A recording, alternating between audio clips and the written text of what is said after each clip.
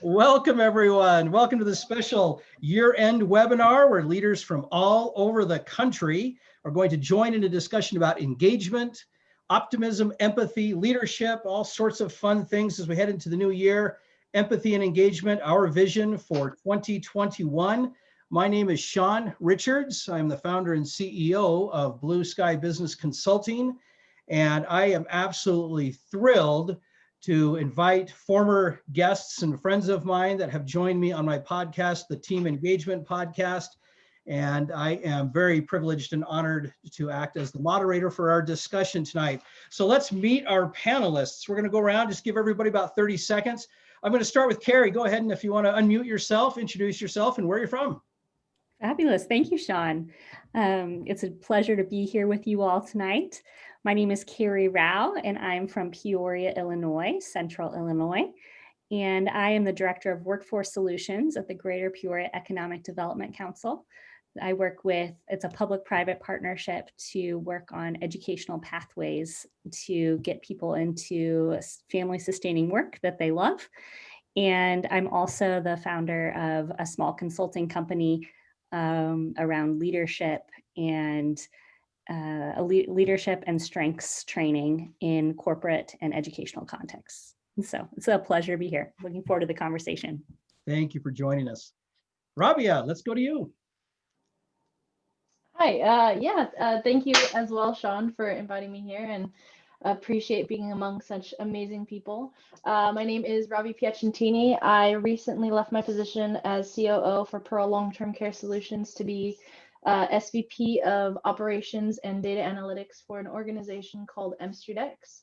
It's a fintech place-based platform that is trying to help create channels of capital through less historical means as they used to be, in helping allow minorities and small businesses who tended to have a harder time of finding capital find easier access to it, and essentially a match.com for financing and capital. And that's what I'm doing currently. That sounds great. Thank you so much. And thanks for joining us. Sam, if you'd like to unmute yourself, we'll let you introduce yourself. Yeah, absolutely. My name is Sam Badu. I'm right here in Columbus, Ohio, originally from Ghana, West Africa. I run a company called Flurry. Flurry is an online insurance marketplace, especially dedicated to enabling immigrants, from Africa living in the diaspora, to provide quality healthcare to their families back home. By purchasing medical insurance for them right here, that gives them access right back home in Africa. So we work with primarily communities of color and other individuals who are living out of their homes where they grew up or were born, and providing ways to support and give back, especially at a time like this when healthcare is on everybody's mind. It's definitely a pleasure to be here with everybody, to have the opportunity to be able to share our hopes going into 2021. So it promises to be a fun conversation. I'm really looking forward to it. Thanks so much, Sam. Kayla, would you like to unmute yourself and introduce yourself?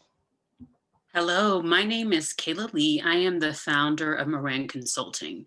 So I work as a life coach and business strategist, and I have the opportunity to do something that I love, and that's working with community-oriented executives and leaders to really help them design their work-life balance. And so it's basically helping people that are really great at holding it down for everybody else in the community, but their projects or those things that they love are kind of getting pushed to the side. And so I love helping others that are helping everyone else. And so it's just a pleasure to be here, and I look forward to our conversation. Thank you so much for joining us. Eddie, if you'd like to introduce yourself. Sure. Hello, everybody, and thank you for having me on, Sean. My name is Jesus Eduardo Campa, but everybody calls me Eddie. I'm born and raised in El Paso, Texas. December 12th, I retired after 27 years of law enforcement. I retired as the executive director of the Council on Law Enforcement Education and Training.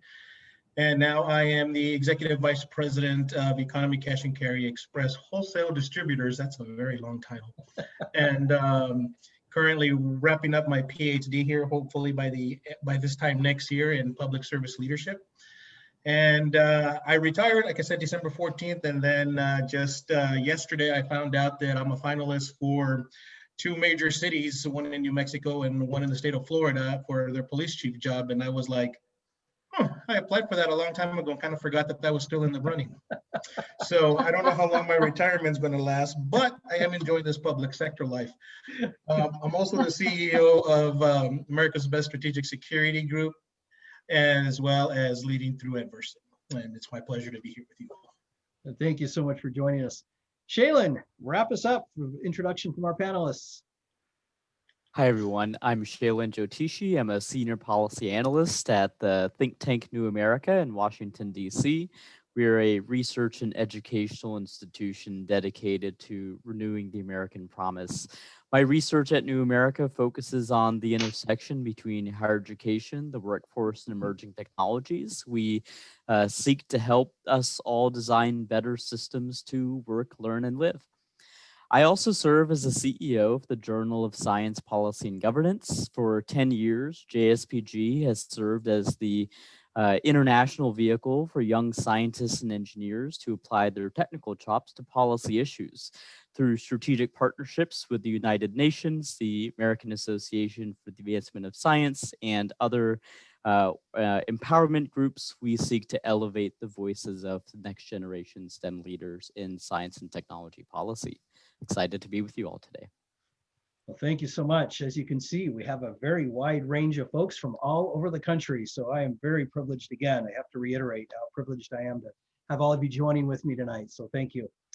We did have one other panelist, Sandy Fernandez. Unfortunately, she called in and was not able to join us. She has fallen ill, and we certainly wish her a speedy recovery. We don't want her to get anything serious. So we're hopeful that she can recover quickly, and we'll wish her a speedy recovery and a happy new year as she heads into the new year, but we will miss her. I also want to take just a quick minute and recognize she's off camera, but helping to moderate the chat room a little bit, Frances Wayman. And if you want to unmute yourself real quick, Frances, and just say a quick hello and where you're at, and we'll welcome you to the group here. Thanks so much, Sean. I appreciate it. Hi, guys. I'm here local in Utah with Sean. I work for a company that does personal professional development. We work with high performers, and I'm here to just help moderate the chat, help keep everybody on track, and just help in any way I can. And it's a real privilege to be invited by Sean to participate. So thank you, and nice to meet you all. Well, thank you. All right. I just really want to add how much I appreciate everybody joining us. We've tried to assemble a really diverse team to add a lot of different perspectives, and I'm really excited to say that we've accomplished that. That was one of the big goals that we had, trying to put together this group of panelists, is to have people that come from different backgrounds, different ages, different nationalities, different genders, all sorts of different things. And so I really look forward to this discussion today. Just a quick introduction to how this is going to work. We'll spend the next 50 minutes or so having a group discussion among the panelists. And for those guests who are joining us live, they are welcome to submit in the chat any questions that they may have. And Frances, of course, will be helping to moderate those and to kind of monitor those. And then at the end, we'll have a few minutes where we'll open it up for questions. So you can ask those questions either in the chat room, or you can ask live when we get to that point in about 50 minutes or so. So you're welcome to do that.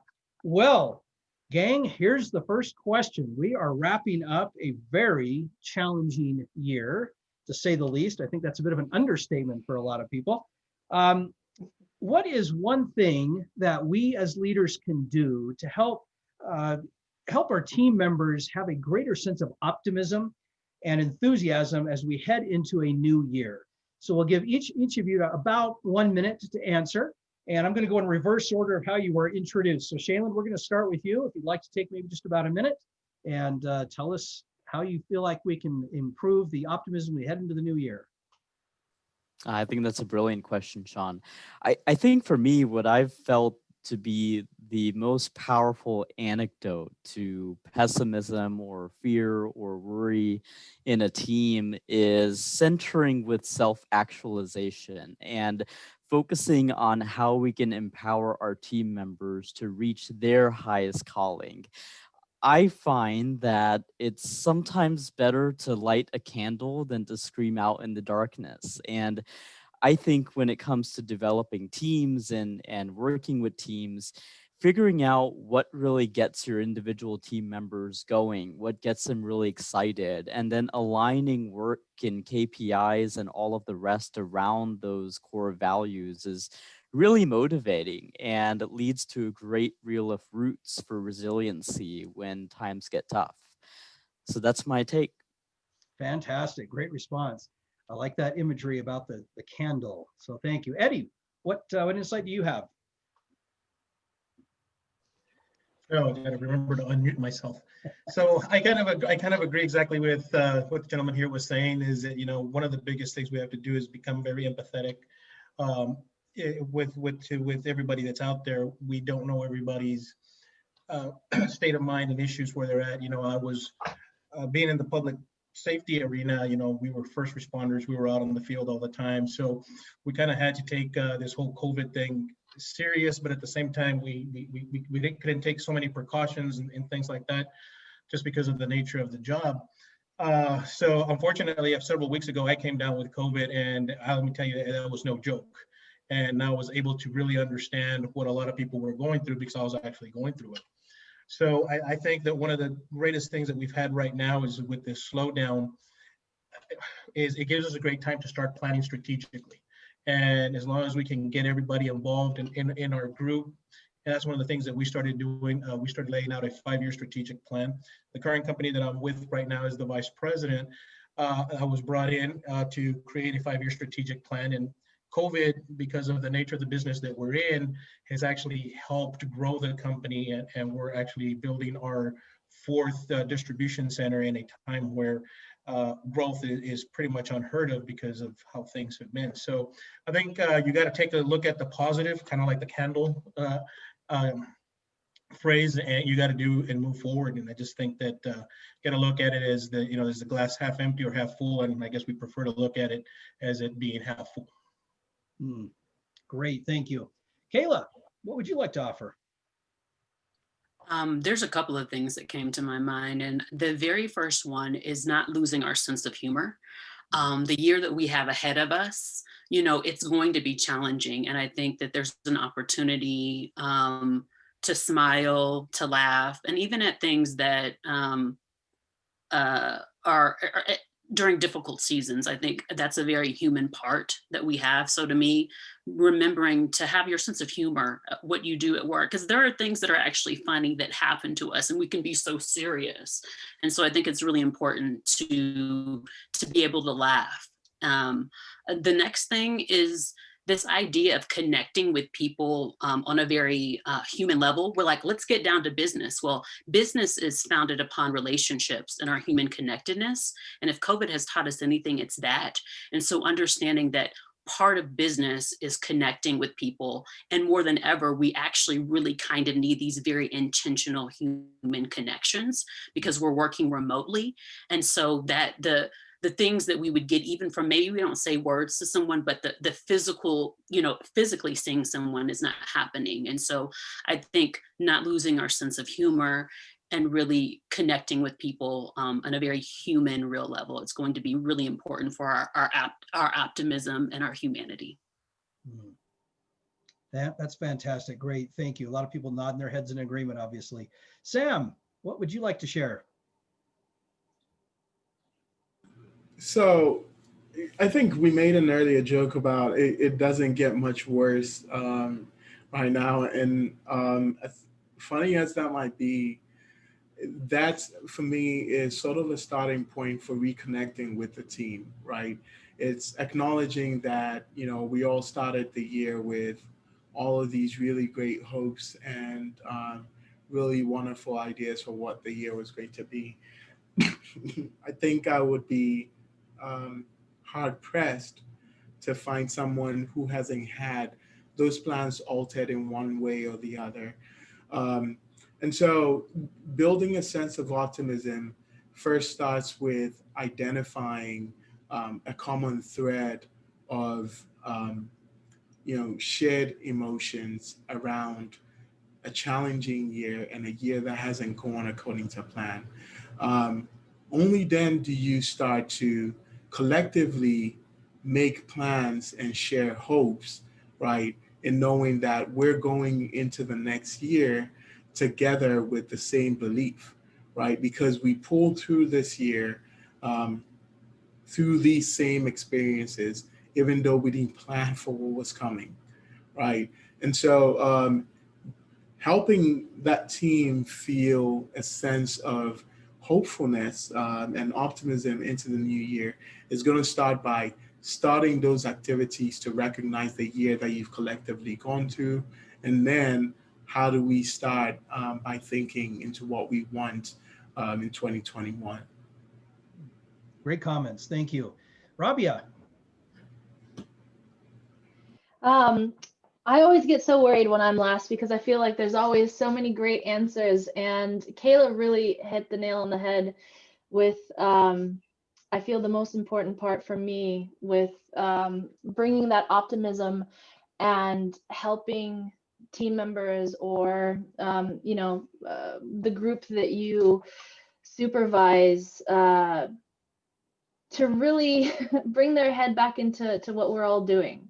I mean, to Kayla's point, a lot of times businesses forget about the humanness, and we all forget, that our teammate, our colleague is another person with experiences, with, everything that they're bringing into it, that they've experienced. And the pandemic definitely, in a lot of ways, slowed everybody down to really see what's important, people's parents, people's children in hospitals and things happening. And it's definitely brought people so much closer in seeing what really is important. Yes, we have these KPIs, we have all these pieces that we need to hit, but at the end of the day, let's make sure George and his family and Bob and Sandy and Carrie, etc., they're also doing well. And I think that the biggest part is sharing those experiences together of, to Sam's point, of the intentions that we have and how can we still manage any sort of hope to go forward. And I think we all realize that, we can only get through this together. There's a saying, if you want to go fast, go alone. If you want to go far, go together. And I think intrinsically, everybody has realized this during the pandemic. And so I think, we all make our jokes and there's a lot of sarcasm, dark humor. But at the end of the day, I think everybody is so excited for that small light at the end of the tunnel of, all of us coming together to get through it. So I think, intrinsically it's happening. That's great. Thank you. Carrie, bring us home on this. All right. So Robbie, I've got the unfortunate advantage of being last. Thank you. You did beautifully. And I don't know if I have much more to add except to maybe say what has been said in a different way. Sean, when you asked this question, the first thing about one thing to help team members maintain optimism, the first thing that came to mind was Simon Sinek, start with why. And why are we in this together? Why are we doing this? Because with every team or business, we're seeking to offer a product or service that will help people. And so reminding our colleagues and the people that we serve on our teams, as well as our customers, of that vision, why we're doing this, and then also that we're going together. That no matter what will happen in 2021, just as there were many unexpected things that happened in 2020, anything is possible, and anything is, we can persevere through anything when we shoulder that burden together. And so I think that is a significant thing to remind our teams of and ourselves as we go into 2021. Great comments. I'll just quickly add, I just kind of dovetailing off of what you just said, Carrie, it is very difficult to ever grow and gain strength when it's just humming along nicely. And I often think about a gym analogy, going to the gym. I joke with people all the time. Yeah, I go to the gym every morning, and one of these days I'm actually going to use the equipment, but for me, you can't just show up, but you have to put some effort in, and it is work, and it isn't always enjoyable work. Sometimes it hurts a little bit and you get sweaty and dirty, but that's when the growth comes. And so sometimes it's a reminder that the tough times, and if there's a silver lining to this whole pandemic, this whole year, it's that we were all in it together. And there was an opportunity for us to say, hey, we don't like it, but we all have this one thing in common, and that's the pandemic. And that's not a fun thing, but that is something that we can at least draw some strength from each other, that, hey, we're in this together. We're going to figure this out together. There's new horizons. There's new challenges that none of us have experienced before. How are we going to get through it? And so those are some great comments from all of you. Thank you so much for sharing those. Let's go on to the next question. I'm going to go with the ladies first on this particular one. What are some strategies for effective communication within teams and between people, especially when you're dealing with diversity within a team? What are some effective ways that we can communicate? And again, we want to keep it fairly short to about a minute each. So I'm going to start with the ladies. Kayla, can we start with you? Sure. As you were talking, Sean, about this universality that we experienced during COVID, I thought about what I heard this man say this week. He said, we are all experiencing COVID. Like he talked about it almost like a sea. So we're all in this together, but we don't all have the same boat, And so my thing is, like, some people are experiencing COVID, in a yacht. Some people are experiencing COVID in like a makeshift boat, And so I think that visualization of it kind of is this idea that as we're working on teams, and even as we're going through this pandemic, the resources both internally and externally look really different from everybody else. And I think sometimes when people we really want to connect with people, which is very important, we also have to understand that although we have shared experience, we have different ones too. So I think keeping those things in mind is really important. Great comments. Thank you. Carrie, what would you like to add? Yeah, thank you so much, Kayla. What came to mind when I was initially asked this question was just in effective communication. Yes, seeing each person as a brother or sister in the human race. So starting from that place of empathy, but also assume nothing about their background or what experiences they've had in life, and ask questions. Allow them to teach you. I think if we come from that place, many of our communication challenges will be resolved. Great comments. Thank you. Rabia, don't have to go last or close to last now. It really does stem from our humanness and our wanting to communicate, but making a conscious effort, and a lot of this is going to stem from this conscious effort to recommit ourselves to wanting to do these kinds of things, because we can, I've consulted with many businesses, many organizations, large corporations. We have to get the people who want to take part in it to do so, because otherwise it's, there's no weight to it. And it really comes down to allowing for open discourse, and calling people in, not calling people out necessarily, so that we can have those really meaningful discussions about everything. I really like that. Open discussions. We need a lot more of those in all different circumstances. All right, gentlemen, let's start to wrap it up. Eddie, let's start with you from the gentleman's side of it. What would you like to offer? Yeah, so that's a really good question, and coming from a law enforcement aspect of it, our shelf life as a police administrator is usually 2 to 3 years now, and that doesn't give us a whole lot of time to learn a culture. This last several agencies that I've had the opportunity to lead, I was brought in as a cultural change agent. One of the cities that I led, I was brought in to unify and unite the community, and put an end to the racial divide that existed in that community. when I arrived, I was told, get it done now. So I really didn't have a whole lot of time to learn the culture. And because I didn't have a whole lot of time to learn that culture, I stepped on some on some feet, both on all sides, and it was kind of weird because I kind of joked about it when I got hired. They weren't going to hire another Caucasian. They were not going to hire an African American, so they settled for this short little caramel Mexican dude who they figured, well, how bad could he mess things up, right? Little did they know.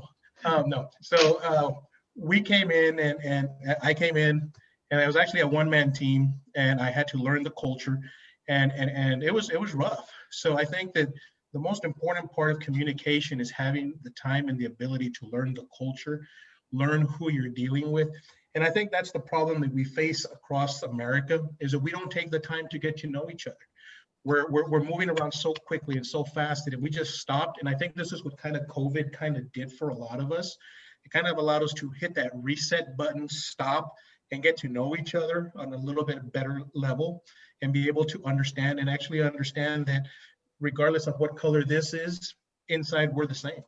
And I think that if we could just grasp that as a whole, we would be in a whole lot better place. And let's just hope that 2021 takes us that direction. Could not agree more. Thank you. Shaylin, what would you like to offer as effective ways to communicate within diversity? I think, I have to double down on what everyone else has shared so far. It's been really brilliant. I was really inspired by what Carrie was sharing and actually what Kayla was sharing in the earlier session. And I was motivated. I actually dug up an article that I read earlier this week, just right now. And I'm going to drop it in the chat. But for those of you on the live stream or at home, this data is from the World Economic Forum and Coursera. But what's really striking for me is that in 2019, the top 5 skills reported for those in employment, sought after skills, Python programming, algorithms, regressions, artificial neural networks. And then we look at 2020 and it says writing and mindfulness and meditation and gratitude and kindness. These aren't skills that we normally find in labor market conversations. I know we have a lot of workforce training and education folks on the panel, so that might resonate. I think for me, I definitely agree with Eddie on the culture aspect. Best to look before we leap. But the other thing that we might be able to do to hone our cross-cultural communication skills is to double down on cultivating the skills. Practice makes perfect. And the more we can embed the skills for cross-cultural communication across all of our work, the more resilient those skills will be, but also the more utility people will see in them, even if they may not at first, even if they may be skeptical of, oh, another workshop, another training, this and that, I have to check the boxes. I found that really compelling that in the labor market, we're seeing these skills valued so highly. That really is interesting. Thank you so much for sharing that. That is an interesting transition of what is being expected or asked or looked for in the job market. That's outstanding. Thank you. Sam, wrap it up for us, our anchor person on this question, communication within diversity. So on my part, I really think to communicate effectively, we have to create incentives, right? With every communication that you have, there is an objective, there's a goal. You're either trying to get a message across or trying to receive or understand a message. And for the most part, we place value on being able to communicate succinctly, being able to communicate effectively, right? But as a strategy for increasing better communication in diverse environments, right, or within diversity, one of the things that will be important is to communicate with understanding. So if understanding different people is the goal, can we incentivize that as a strategy? So if we want to see how well people are communicating across the different types of people or the different types of backgrounds within our teams, then maybe it is those elements of understanding that we want to see more of.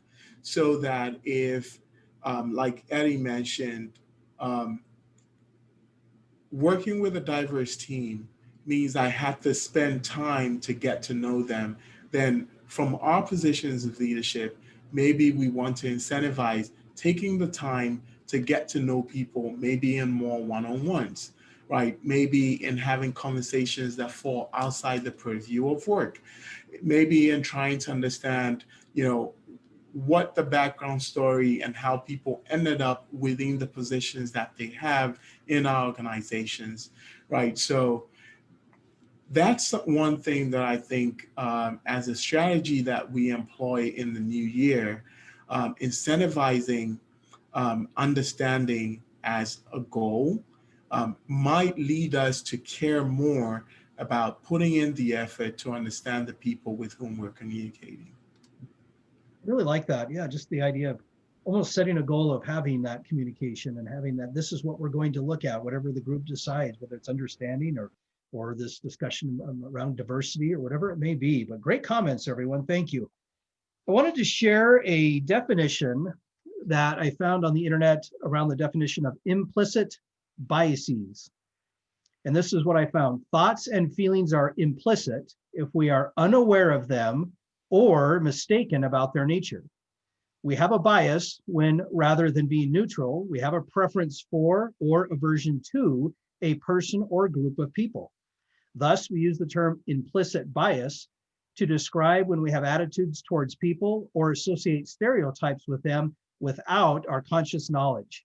So that's kind of a long definition, but it basically, I summarize it simply as we sometimes make assumptions about people that we shouldn't.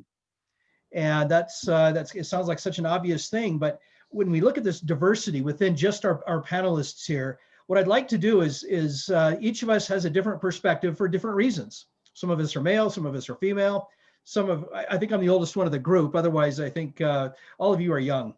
Even Eddie, I can tell Eddie's really young. So no, but we have a wide range of perspectives. And so with this next question, when we talk about implicit biases, what are some implicit biases that other people may not be aware of from your perspective when you talk about this? And I'm going to ask the ladies to start on this one, if it's okay, because this is something that's been coming up the last few years. There are some gender biases that sometimes come up. And so what can you share, ladies, for perhaps the guys or anybody for that matter, that would help us understand a little bit better about implicit biases? Rabia, let's start with you. Or do you want? Sorry. Or did you want to pass for a minute about that?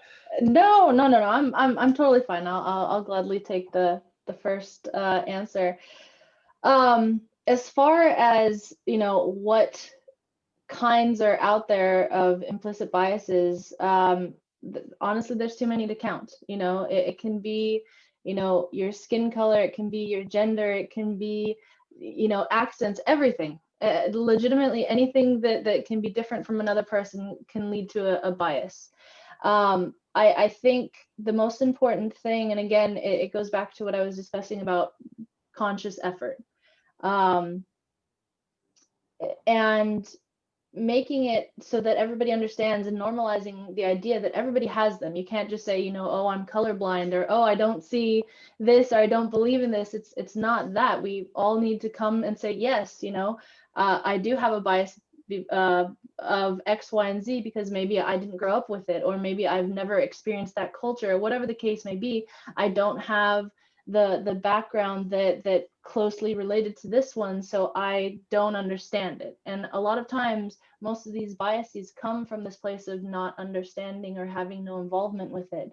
And so a lot of it needs to be dealt with, again, conscious effort of self-reflection, and committing to identifying the biases that we all have, and then go back to what Carrie was saying, why, the question of why do I have these, and what behavior does it create within myself or another person, and what makes, why does it make me uncomfortable, or whatever X behavior is. A lot of these implicit biases to discuss as a team, again, it has to deal with open discussion and committing to having those discussions. Because we could all take webinars and seminars and read books about it, but if we're not coming together to really discuss them and hold each other accountable for those things, we're not going to get anywhere. I remember reading a study recently, and I apologize, I'll try and wrap it up really quickly. There was a study that was done for 2 years on gender biases in the scientific community. And a lot of it, they found that the only way to really get through it is to educate the committees and governing bodies who deal with making decisions on, positions and so forth, and explaining the existence and what those look like, but also those consequences and how it affects certain pieces. And by educating them, they're finding that these gender biases are beginning to lose their sway because they've reinforced this idea of coming together on a constant basis to talk about the biases that do come up in all of these different communities. Anyways, I apologize. That was a little bit longer winded than I was expecting. No. Great insights. Great insights. Kayla, what would you like to add? What I think is actually the biggest hindrance as far as like implicit bias is to assume that you don't have any biases. And so as a Black woman, I mean, some of the worst racism that I have experienced has actually come from white liberal women. And when you're trying to have conversations with people that think that they are not biased, that they don't think that they are prejudiced, that's very, very difficult to have. And back to Samuel's point about like really incentivizing people to act differently and to for them to be evaluated differently. To me, what that is, it's an incentive to have character development. And so what happens on jobs, we're not looked at for our character development. And you're also asking people to be uncomfortable and to look at your own bias and the things that and the prejudice that you hold against people. That is a very difficult thing to do. And it's a very personal thing. If you're really going to take it into account. And so to say, hey, this particular thing is ugly about me, and I'm going to do something about it, And so one of the work that I do as a coach is really working with people that say, hey, this is a thing that I want to look at in my life and I want it to change. But if you're really wanting to see change, it's something that you're going to have to invest in with people that you feel safe with. And so as we're talking about this, like when we're talking about like racism, prejudice, sexism, whatever, you're asking people to develop as people. You're asking them to do that uncomfortable work. And so I used to actually be a kindergarten teacher. And there's this thing that I want to do. I've thought about doing a thing called adult kindergarten. And that's people learning about, these are the very basic skills that you need to have learned in kindergarten. Did you learn how to share? Did you learn how to collaborate? Did you learn how to play? And so these are very basic skills that we have forgotten as adults.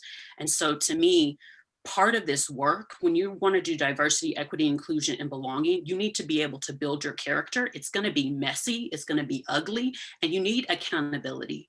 And so when you think about making investments and like to what you were saying, Shaylin, about mindfulness, well, if people aren't investing in mindfulness, as if it's just something that they're saying, like it, to me, it's just time out for that. Like we know we found you out. And so if this is really something that's important to you, you need to make an investment, and you need to make an investment in being uncomfortable, because on the other side of the discomfort is growth.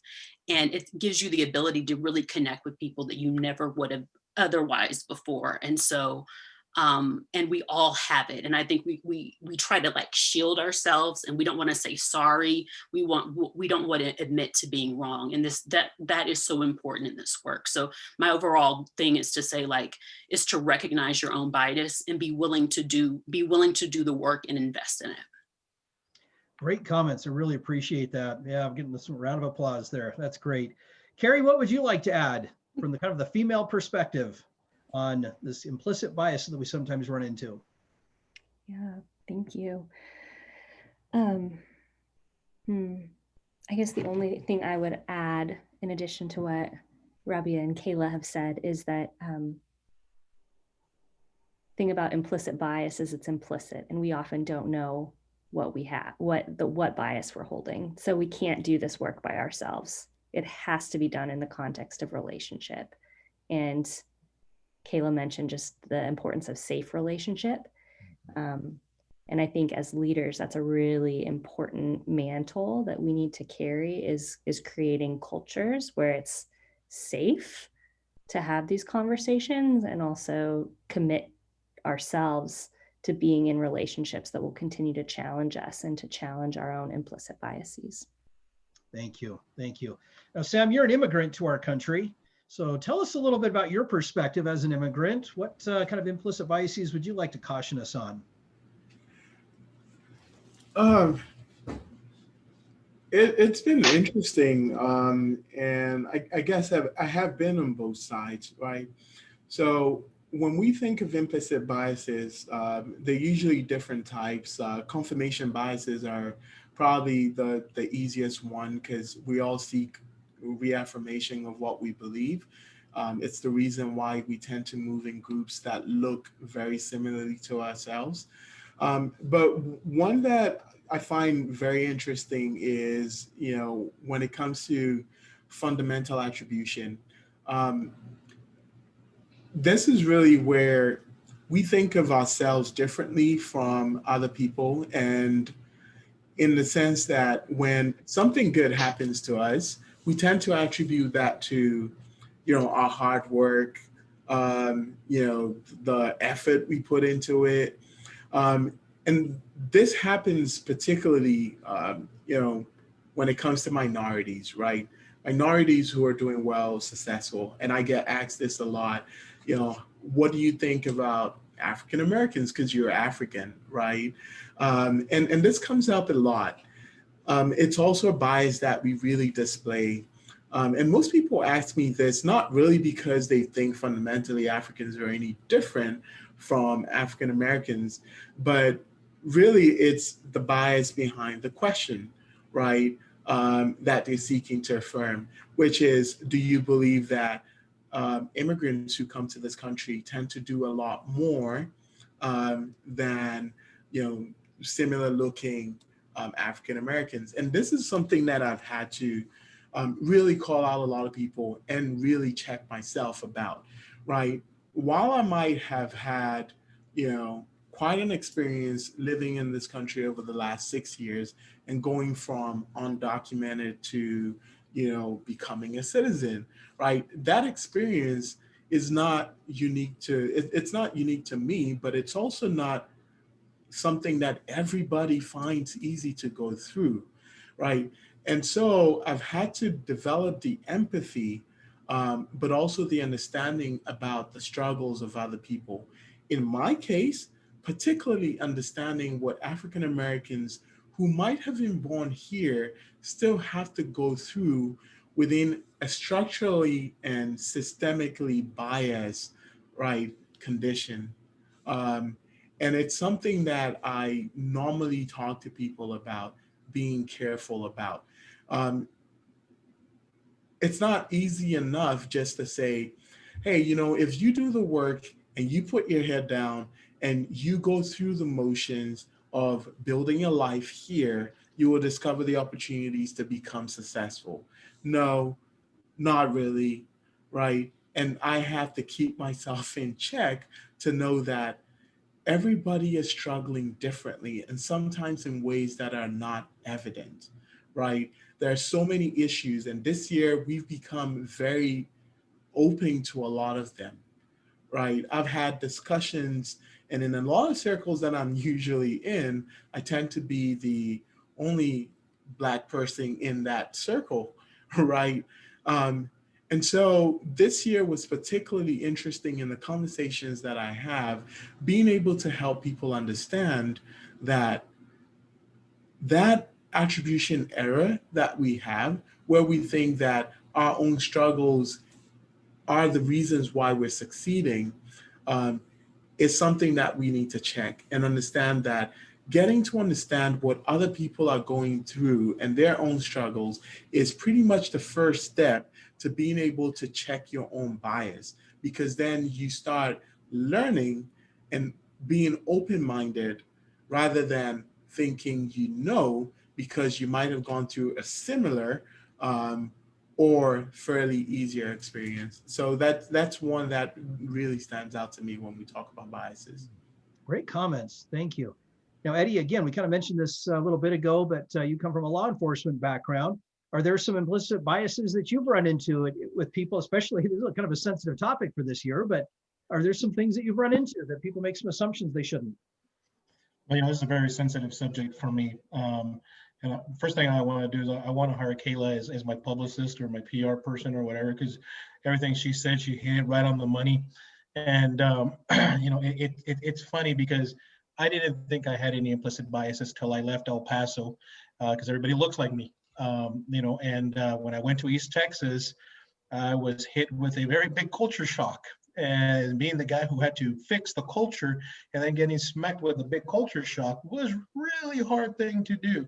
I was, I can empathize with people now because, I thought it was a TV thing. I'd never been called a greasy Mexican or a spick, or I had never heard the words "go back to your country," and I'm like, I thought it wasn't my country. I was born here, but oh well, whatever. So it was really hard. And the one thing with law enforcement is that law enforcement needs to change. Okay, and this is why I'm considered one of the oddballs in the field of law enforcement. And one of the reasons I chose to retire this year is that we in law enforcement, or at least city management, city government, county government, they have this thing that says we want to talk about change, we want to talk about holding people accountable, but that's not really what we mean. We just need you to do a better job of hiding all the stuff that we do wrong. Okay, and that's the honest truth.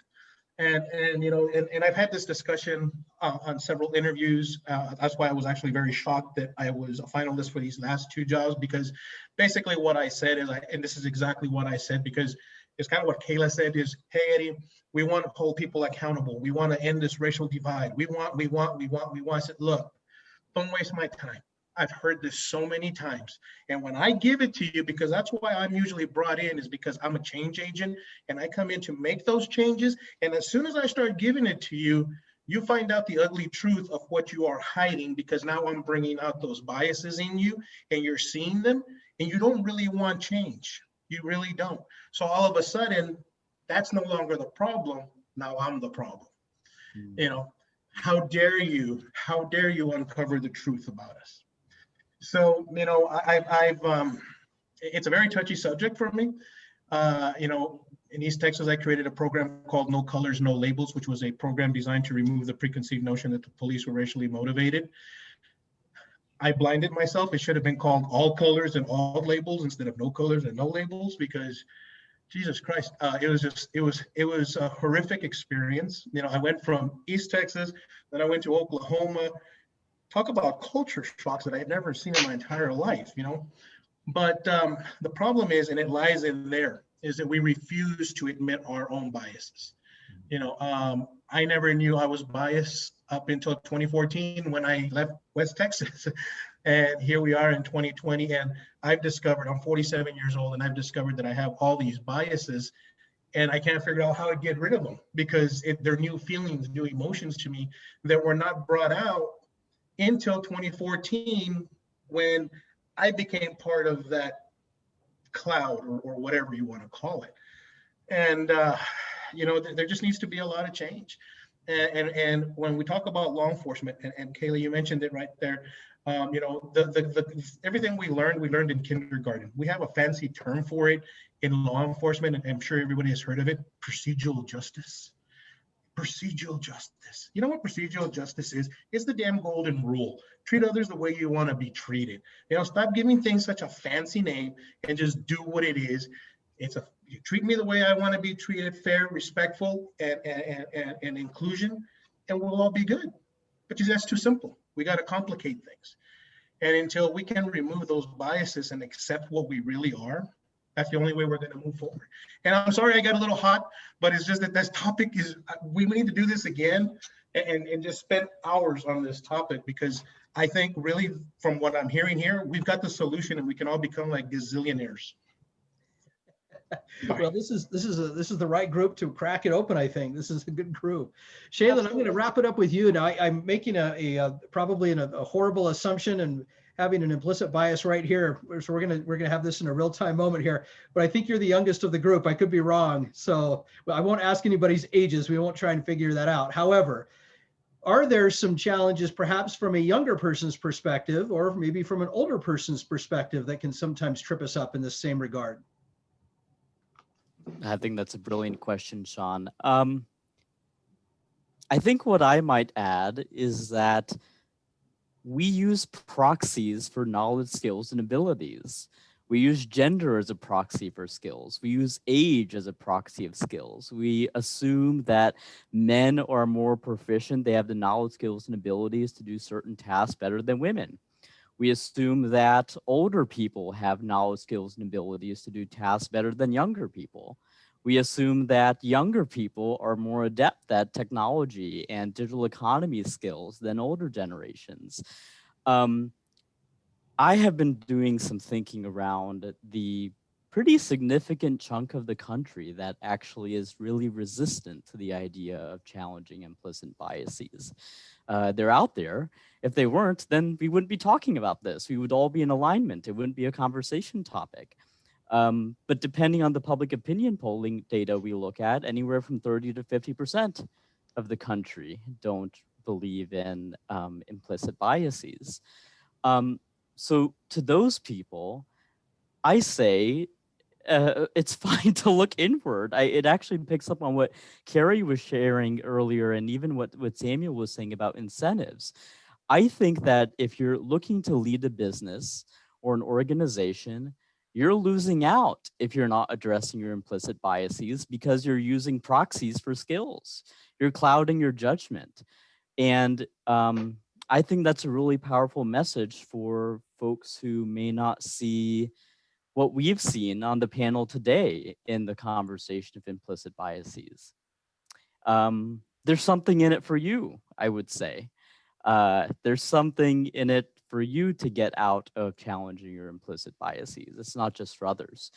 The last thing I'd say, and I've been thinking about this especially a lot because I've been working in higher education, and my venerable colleague in the audience, Toby, and I, we're mostly surrounded by PhDs and we're researchers. And one thing that I would just hope that we might do as a society, it's something we don't really talk about much, is challenge our implicit biases to those who haven't had the fortune of education and the privilege. There's a brilliant article, I know I'll drop another article, but from Michael Sandel, a Harvard professor, in the New York Times, which reads, for those of you at home or on a live stream, disdain for the less educated is the last acceptable American prejudice. We know that among those who don't have college degrees, public trust in institutions has been declining for 20 years and has accelerated significantly over the past 5. I hope we might take steps to challenge our implicit biases for those who might consider to be uneducated or needing a lesson they need to be taught. That's another implicit bias we ought to check. So I guess to bring it home, Sean, I would say that we use proxies for knowledge, skills, and abilities, and it hurts our missions, it hurts our bottom lines, it hurts our mental health, and there's something really in it for all of us to challenge implicit biases. Great comments and a great way to wrap up that part of our discussion up. In fact, we're getting close here to the end. This has moved very rapidly. We haven't quite reached all the questions we planned on discussing, but that's okay, because that's part of what we do here. Is we're just going to be flexible, and we're going to allow ourselves the opportunity to just learn from each other and share what we've come up with in all these years of combined experience and leadership. Thanks so much, everybody. We're gonna start to wrap it up here. I'd like to give everybody just 30 to 60 seconds here on the panel. Just share maybe your one takeaway from our discussion tonight. Maybe one thing that maybe either that you learned or that you want to try and do a little bit better at, or if it's just a thought that you had that you feel like resonated or captured what you learned from tonight. I'm not sure that I have any particular order that I'm going to go in. So if it's all right, we're going to do this a little bit differently. I'm just going to let it, if you're ready to share an idea, go ahead and just jump in, and I'll keep track, and we'll make sure that everybody has an opportunity to share. But again, just about 30 to 60 seconds as we start to wrap up. I guess I'll go first if nobody jumped. Yeah, go for it. I think I'm in operations. I grew up in the Caribbean, and I grew up in resorts, and operations was kind of something that was always really interesting for me. But with what we're talking about, and something that I've always held near and dear to me, is a saying that says, only dead fish follow the flow. And to Eddie's point of being a change agent, so much of what we're talking about this evening is needing of change. And I feel like it's been a buzzword for so long. We need change, we need to do this, we throw all these things around, but there's really no action to it. And to Kayla's point and everybody's point, it's uncomfortable, it's hard. If we want to make these changes happen, like a fish fighting a stream, it's going to take a lot of dedication and work, self-reflection, and bringing into this foray our relationships and testing them in ways that is really uncomfortable. And I think as businesses, as a country as a whole, if we want to continue forward, we have to go against the flow, go against the status quo of what we've been used to, what has been comfortable for far too long. And we've gotten into these echo chambers and just habitual modes of being that really serve no one anymore. And I think that's really the only thing forward for all of us to do. And I think COVID has definitely kind of brought all of that to the forefront, which I feel like is the only thing I am appreciative of this massive pandemic. But anyways, I'll leave that there. Great comments. Thank you. Who else would like to share a takeaway from tonight?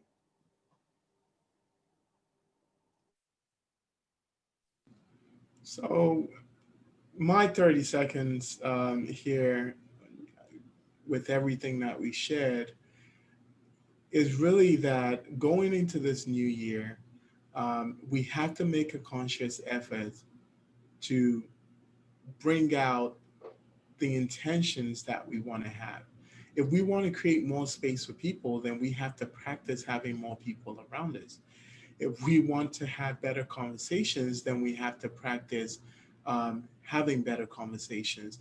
I think that's one of the things that is probably going to stick with me from everything Carrie, Kayla, and the rest have shared, that just like a muscle that we want to train, creating space, having hope, encouraging inclusivity is something that we practice, and I want to walk away with that. Great comment. Thank you. Who else would like to share a quick thought, a little takeaway? Well, I think echoing just on what everybody else is saying, I think that one of the things that I really enjoyed today was that we spent a lot of time listening, not just hearing, but listening.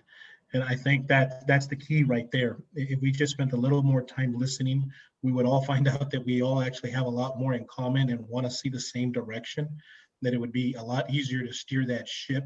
So I want to thank you, Sean, and everybody here today for coming together and helping us have this great dialogue. And hopefully we can continue going, maybe quarterly or something like that, and bring some new topics and stuff like that. But I'm excited about 2021. We saw the ugliness of 2020, and hopefully 2021 will be a whole lot better. And hopefully a lot of us have learned how to listen instead of just hear things. So looking forward to that. Thank you. Well, thank you, Eddie. All right, any other comments? I suppose I'll just, oh, Kayla, go ahead.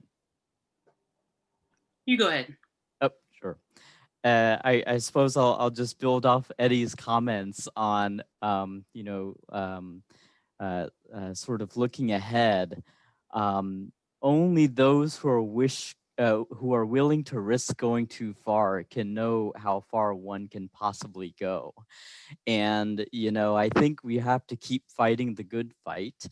I will say to those out there who may not align with what we've been talking about here, the need to foster a more diverse, equitable, and inclusive world, I would say to them that there are labor market outcome and financial returns open to you for advancing this. And I don't think that is known, actually, that there are personal, selfish, and strategic returns for people to advance diversity, equity, inclusion. And I hope that might be more visible in 2021. Thank you, Shaylin. Kayla, go ahead. For some reason, the thought that came to my head is during this time, perfectionism will not serve you. And the reason why I say this is, so I work as a teaching fellow at Harvard. So I went to Harvard myself. I work with very high performing people. And during this time, I believe that things have to go slower. And actually, we have to provide ourselves and others more grace. And so what I mean by like perfectionism isn't going to serve you is, so as you're going to start programs or continue them, you're going to mess up, we're going to mess up, but you still need to move forward. And so if you're waiting until everything is perfect, if you're waiting until everything is just in place, it will not happen. And so I believe that just also this idea of things not having to be perfect, it also allows what I'm feeling right now in this community is that we have a community. It's not all up to me. It's not all on my shoulders. And so this idea that we need each other to do the work. And so as all of us, as we're doing this work, know that it's important to rest. It's important to rest. It's important to take care of your body. And that is also important in this work. And so though that would be kind of like my takeaway is this idea of giving yourself grace, resting, and yeah. Thank you. Thanks, Kayla. Carrie, anything that you'd like to add is your takeaway? As I think about the conversation we've had over this last hour, I'm just blessed. I'm blessed by the authenticity and the transparency that each of you leaders have shown in this conversation. And I mean, I think especially of some of your comments, Eddie, about the journey you've been on in the last number of years and relatively recently. And it fills my heart with joy. And to your point, Kayla, that we're not arrived. I don't have to be arrived, and I'm grateful to be on the journey with all of you. Thanks, Carrie. Well, my quick takeaway is something that Kayla said, and she said it a couple of times, is just that this gets messy. It just does. And we've heard different phrases over the years for different situations. And the one that I've kind of settled on, the one that I like to think about for myself, the one that I like to share with people when they ask these types of questions, you cannot grow in a comfort zone. And when you're in that growth zone, it's not comfortable. And that goes back to that idea of it being a little bit messy. It's going to be a little bit uncomfortable at first because that's how we grow. If you're comfortable and it's easy, we're not growing. And so we have some opportunities to really embrace the challenge, whether it's a pandemic or whether it's racial divide, whether it's gender issues, whatever it may be. I look at those challenges as opportunities. I look at those as a way to kind of roll up the sleeves, get a little bit messy, learn some things, have it be a little bit uncomfortable, but ironically, it's that discomfort that brings people closer together. If we do it the right way, if you stop too early, then it just divides. And that's where we have some opportunity to really pull together and to fight the fight a little bit and kind of go through it and get a little bit scuffed up but to, just like a kindergartner and these small children, sometimes they have those little tiffs, but they are very quick to forgive, very quick to be empathetic, very quick to say, we can be friends again. And that's kind of that childlike approach that all of us need. Well, this has been such a great discussion. We're pretty much done. I don't know if we have any questions from any of our guests. I think we just have a couple that have stayed on with us here for the duration, but I think that this may be about it for our group. I'm going to open up the chat here just to see if there's any that have come in.